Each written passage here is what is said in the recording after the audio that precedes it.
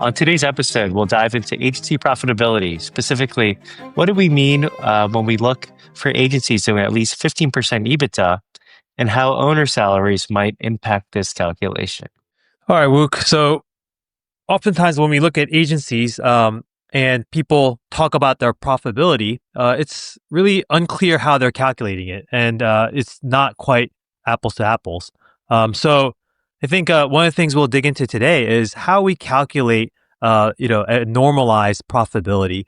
And I think, this starts first with understanding a couple of terms. The first being SDE, or seller's discretionary earnings, and EBITDA. And EBITDA is a term that gets thrown around a lot, but what it really means is earnings before interest, taxes, depreciation, and amortization. And I think it would be worth kind of digging into each of those, and then kind of walking folks through how we look at SDE versus EBITDA. Yeah, I think it's a very important distinction because we talk to a lot of agency owners who might be saying, oh, my agency is doing great, it has great margins, but it's not always clear what they mean. Whether, are they talking about their profit after paying them a market salary? Are they excluding their comp? Is that inflating their numbers? So, I think it's important to understand the difference between SCE and EBITDA. Yeah. And, one of the things when we're talking about numbers, I think it's always helpful to have clear illustrations, because I know we can throw out percentages and, kind of high level numbers, but I've always found it helpful. I'm sure you as well, of like seeing some concrete examples. And so, for our audience, we've put together a few kind of, things on a spreadsheet. So hopefully if you're a fan of spreadsheets, this is going to be fun. If you're not, we try to make it as simple as possible so that we can walk you through what we're thinking about. Yeah, let's dig in. Let's zoom in a little bit onto that initial one. Let's do it. Sounds good. So this is a sample P&L, very basic P&L, looking at a business doing $1 million in revenue, 500,000 in COGS, so yielding a gross profit of $500,000. And just to stop you there, like COGS, like what do we, when we look at an agency business, what are we typically thinking of when it's COGS and gross profit? Yep. So COGS, so cost of goods sold. In this case would be the cost of the team that delivers the work for their client. So depending on the company, that could be a majority of the team members that you have. So salaries, contractors, so employees or contractors, all included in this number.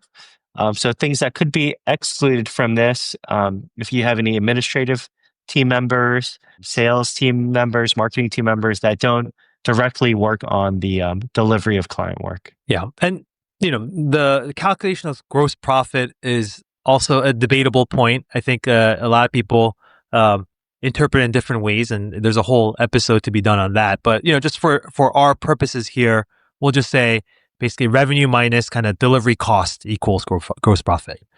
Mm-hmm. Yeah.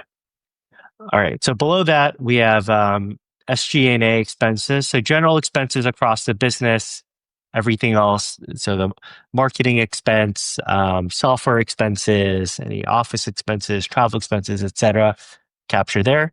And our assumption here is 100,000. Owner salary here at 150,000 to get to an EBITDA number of 250,000.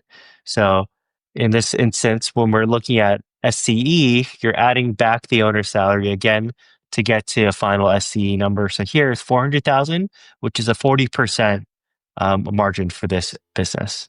Yeah. And so, one of the things you could, the scenarios you might see is sometimes an owner doesn't pay themselves a salary, like a fixed, amount that's going out every 2 weeks or every month, but they're just taking distributions throughout the year, let's say. So just, on a profit. And so, they might not even have this owner salary number on their books. And instead, they're just taking what they can out of the SDE number, right?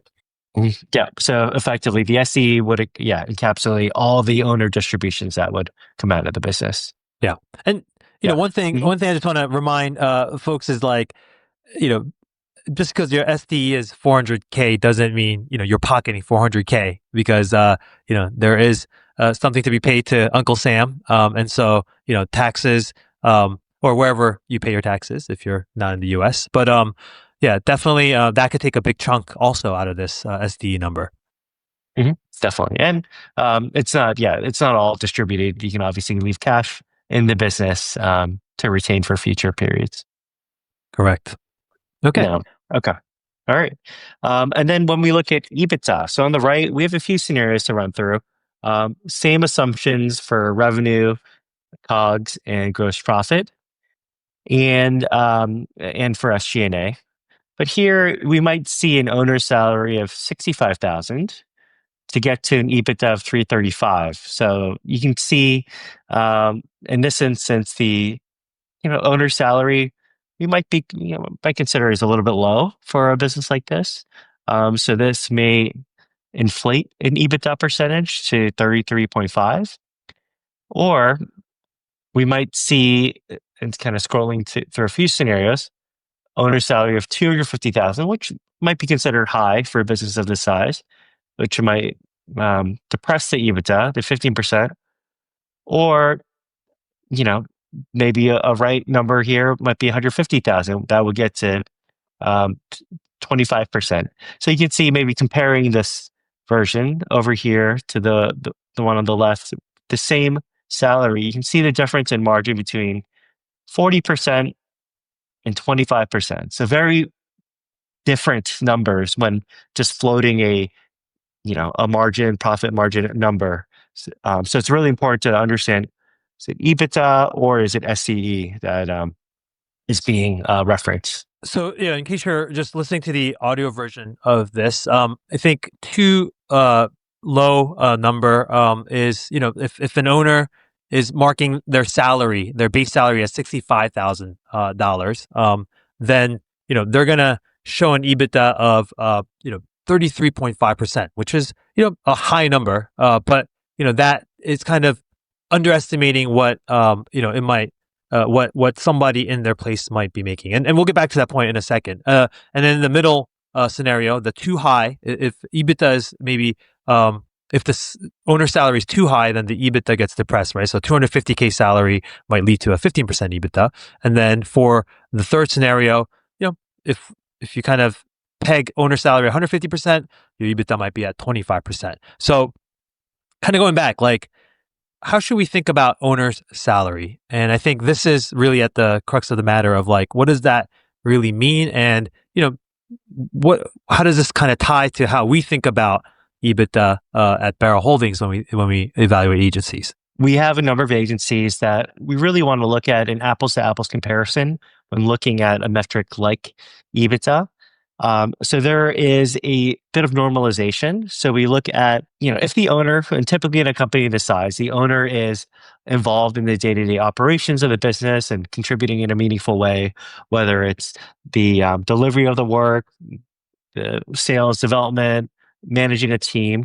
So we're really thinking about what is the replacement cost of that person and making sure that's accurately reflected in the EBITDA. And depending on the size of the business, the salary could range. So that's something that we definitely want included in an EBITDA calculation, especially to understand, if that role were to be replaced, how much would we pay to have that person in that seat? Yeah. So just to bring this home, if we start with kind of that first example where somebody was paying 65,000, let's say EBITDA, on their P&L, they marked their owner salary as 65,000. I mean, but they could have been paying themselves a distribution on top of that. But let's say we would have kind of gone in there and modeled it out to be like, hey, we should probably add another 90K to this so that it kind of normalizes at 150K owner salary. And so that would bring down the EBITDA from, effectively 33.5% to 25%. And so that's how we would kind of look at it. And then on the, the high salary version, if we thought, hey, we actually think, we could replace what the owner is doing with a leader who's making 150K base salary, then we might adjust it and add back another 100K to the EBITDA, which would then bump it up from 15% to 25%. So I think that's something to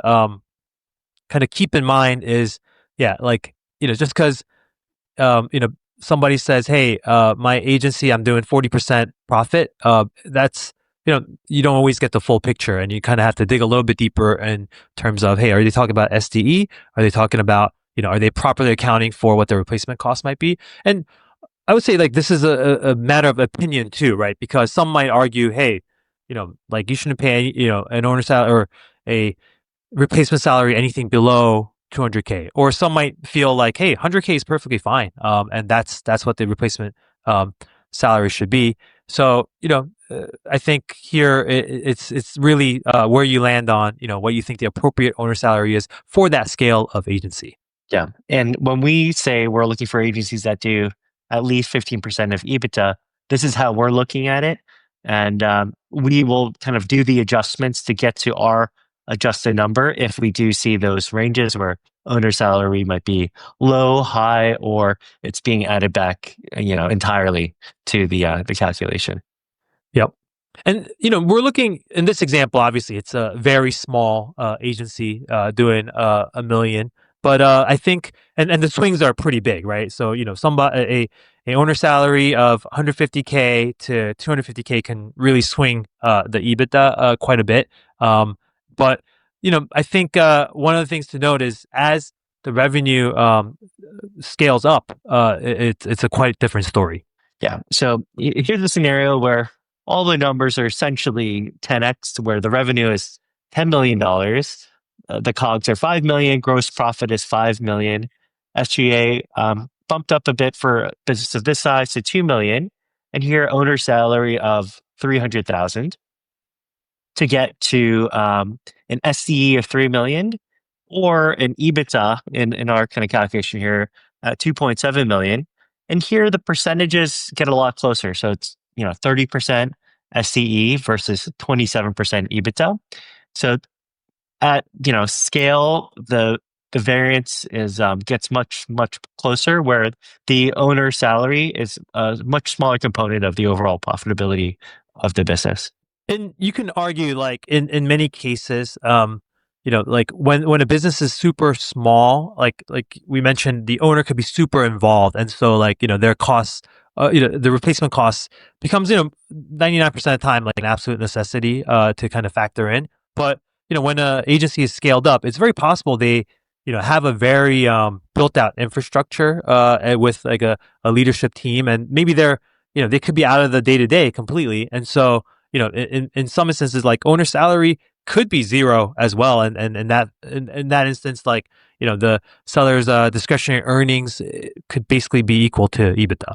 Yeah, that's true. I think it's important to understand the business, the structure, and the role of the owner in that business, whether it's critical or very much not critical to the day-to-day operations. And that's where we can make the adjustments as needed.